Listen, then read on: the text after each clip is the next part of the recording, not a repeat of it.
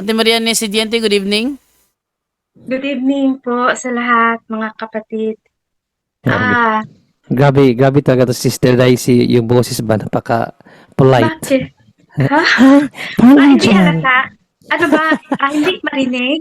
Hindi, marinig mo pero para ka talagang angel. Pasensya na po. Pasensya na po hanggang doon lang ang boses ko. Hindi, yung ano mo, Okay, Bro hindi gusto ko Jandlo. yung ano, yung dawi ka magsalita para pakabait pakinggan. Okay lang, Okay, Ah, salamat naman po. te, okay lang yan, te. Para kang si Bunso. sino bunso? Nakalimutan niyo si Bunso? Hindi, sino ba Hindi yun? po. Yung ano, yung dati taga-subaybay na punto por punto from Zamboanga del Sur? Hindi ko na, hindi ko na, Ay, ano yun. Nakalimutan ko na. Nakalimutan ko na siya. Sige na, sister, ano ang patuloy na sa tanong, Opo. si sister? Karel Jane Ah, Bourbon? Karel Jane Bourbon? Hindi nga namin alam. Ay, okay, Bro Jando, Rod, ano? John Ray, sorry. Yung ano, yung, di ba nakapag-debate na kayo sa mga INs, mga iglesia ni Mm. Manalo? Bakit? Narinig nyo na po ba yung ano, yung Diyos ni Kristo? Kasi na, ano ko sa Oo. kanila, ha? Argumento nila yan. Arguments nila Argumento yan. nila yan. So, Oo. nagtaka ako naalala ko, siguro sa ano ito, yung, yung, yung, nag, yung nagdasal si Jesus sa Mateo 27 Oh, verse 46. 46. Opo. Yes. Di ko sabi, ito siguro yung sinasabi nila na tumawag si Jesus ng Diyos. Diyos ko, bakit mo ako Diyos pinabayaan? ko. Opo.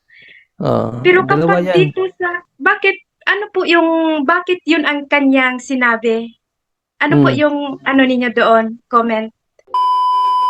magandang araw po mga kapuntos, at sa araw na ito po meron po akong tampok na video para sa inyo at sana ay magustuhan ninyo. Kaya sa mga bago pa po sa aming channel, please po don't forget to hit the subscribe button at ang notification bell para maging notified kayo sa bawat video na ilalabas ko sa channel na ito. At bilang kahilingan po ng punto por punto team at naway maintindihan po ninyo, sana po wag nyo pong i-skip yung mga ads sa aming mga video. Sa maliit na bagay na po na yan, malaking tulong po yan sa ating programa at sa ating ministry. Sana po maunawaan po ninyo. Maraming salamat po, kaya wag na po natin patagalin. Simulan na po natin.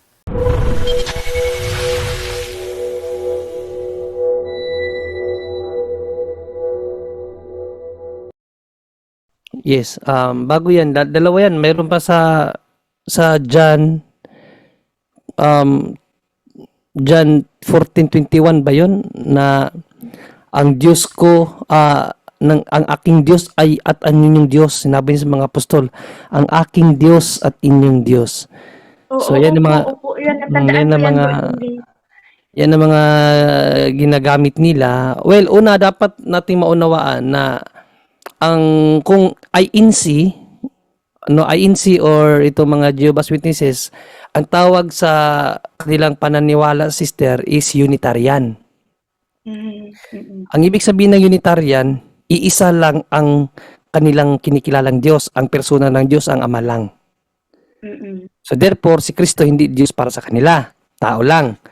Actually, sa Acts 2:36, ang kanilang argumento dyan, si Kristo ginawang Panginoon. So kung Diyos pa siya, bakit ginawa? 'Di ba? Ang Diyos wala mang gumawa. So yan ang mga argumento nila. Kaya hindi nila pinaniniwalaan si Kristo na Diyos dahil nga Unitarian sila. So nung kinilala ni Kristo ang kaniyang Ama na Diyos, automatically hindi na sila naniniwala na Diyos si Kristo kasi kinilala niya ang kanyang Ama na Diyos. Okay? Kasi kung Diyos din si Kristo, lalabas para sa kanila, dalawa na ang Diyos. Pero, ang di mo maunawaan, in Hebrews 1:8, kinilala din ng Ama si Kristo na Diyos. Yan ang problema. Sa Unitarian. Kasi magko-contradict eh. Dito sa Hebrew 1:8 kasi kinilala din siya ng kanyang ama na Diyos. O basahin muna natin na bago natin sagutin yung tanong mo. Hebrews 1:8. Oh. Kinilala din siya ng ama eh. Ang nagsalita dito ang kanyang ama.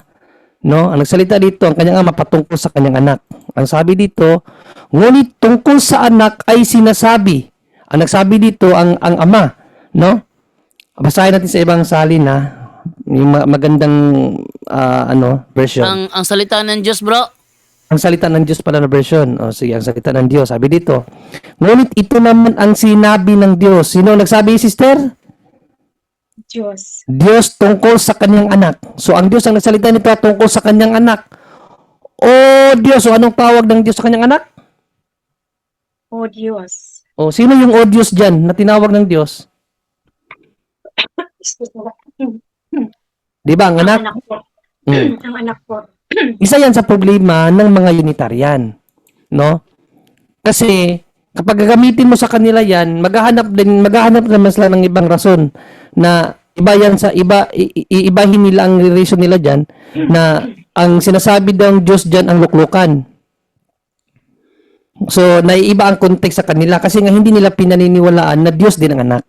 Kasi mga Unitarian sila. So, yan po ang problema sa kanila.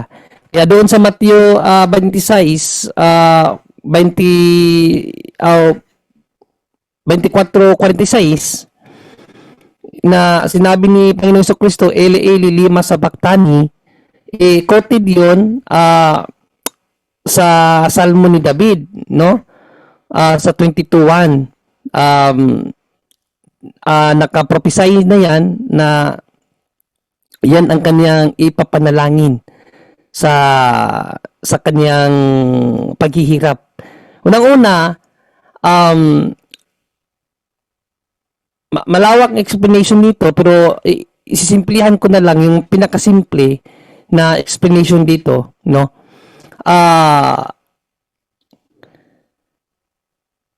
Ang panalangin na iyon ay hindi para sa ating Panginoong Hesukristo mismo.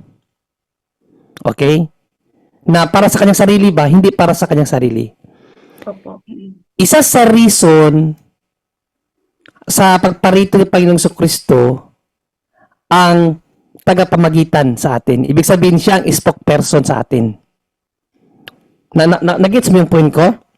Opo. Oh, Siya ang pamamagitan. dandahanin ko pag para mas madali mo maunawaan. No? Dito sa 1 Timothy 2:4, siya ang ating spokesperson eh. No? Tagapamagitan. Nakuha mo man siguro yung term na spokesperson, di ba? Opo. Siya yung boses natin.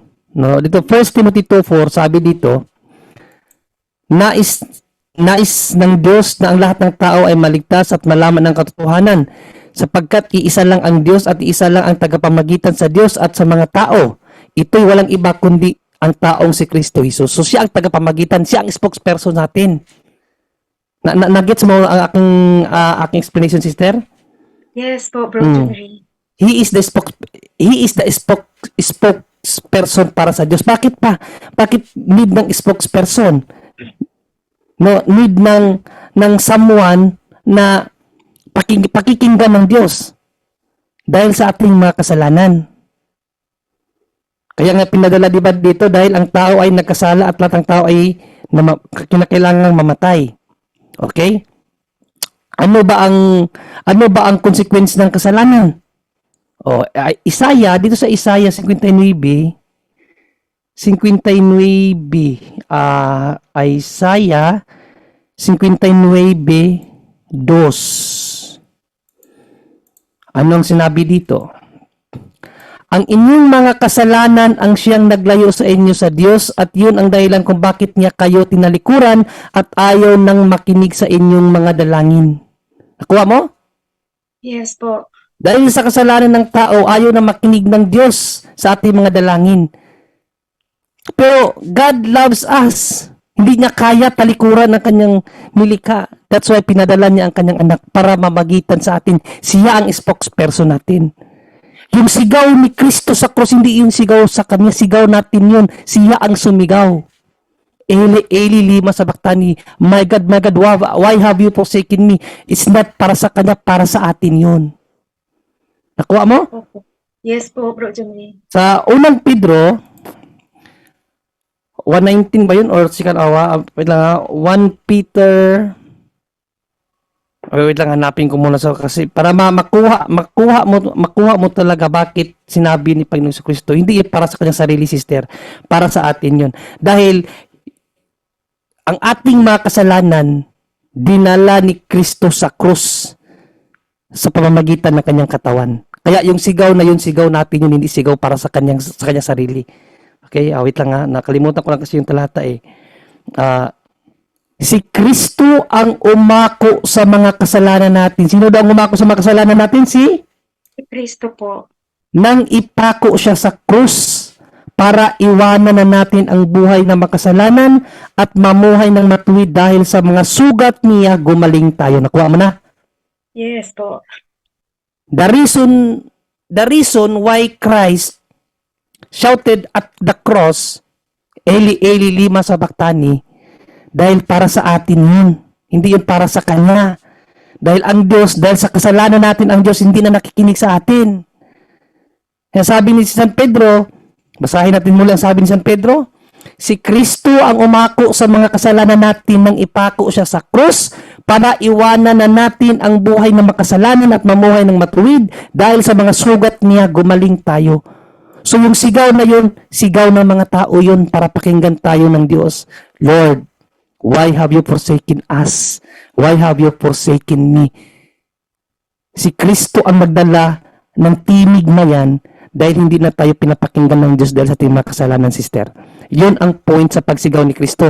Hindi yun dahil hindi siya Diyos. Nakuha mo? Yes po. At Again, kung patutunayan lang na si Kristo ay Diyos, ang daming talata sa Bible. Yung Hebrews 1:8, problemang malaki ng mga ng mga Unitarian like Jehovah's Witnesses at itong INC. Okay? Ang Diyos Ama mismo ang nagpakilala sa kanyang anak na Diyos. Kaya hindi natin problema kung bakit hindi sila naniniwala sa pagka-Diyos ni Kristo. Dahil biblically speaking, mabasa natin, pinakilala siya na Diyos si Kristo. Yung pagsigaw ni Kristo sa cross, hindi yun nangangahulugan na hindi siya Diyos. May malawak na dahilan. At ang dahilan doon, siya ang nagdala sa ating mga sigaw para tayo ay pakinggan dahil sa ating mga kasalanan, sister. Mariana Isidente. Sana nakuha mo yung sagot natin. yes, salamat po, Bro John Ray. Yan lang muna ang yung tanong. Maraming salamat. God bless. Sige, thank you po.